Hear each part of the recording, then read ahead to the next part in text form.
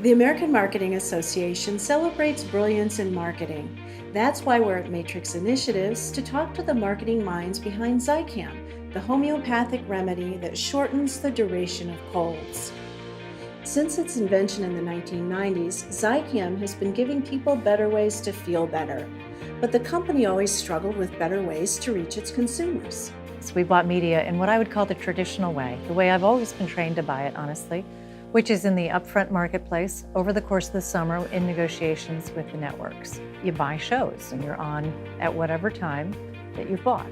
Well, Zicam is a highly seasonal brand, so we have to advertise during cold season. But what we really don't know is how intense the season will be, when it's going to come on, how many people will be sick. So when we buy during the upfront in July and August, and we're stuck with inventory that we may or may not use, we're stuck with certain weeks of TV, that it might line up with the cold season, or it might be a total miss. For Zicam, we are owned by a private equity firm, and so there's even more attention to our financial management and really tight financial metrics. We need to prove out that every dollar we spend in marketing is really worth it and returns to the top line in the form of sales. So it's very important to us that we make sure that we're very tight with the budget, that we stay flexible so that we can meet the needs of the season, and that we stay accountable and we're able to prove out that our spending delivers top line. We partnered with a firm called Media, and Media uses big data and matched their big data to our intense understanding of the consumer based on our market research.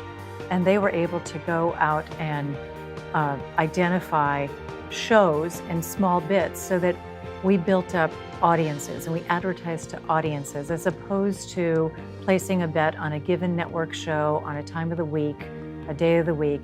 We built up an audience across 54 or so cable channels so that we were able to precisely target in a very effective way and efficient way.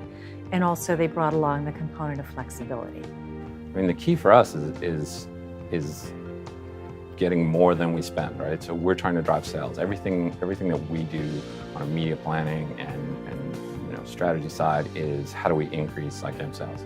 So using some media, bringing their data to basically to this fight, if you will, then we're able to get better business outcomes. So I like to say that we buy our TV like we buy internet, and that allows us to get very effective because we're going exactly to the consumers who would be most responsive to our message.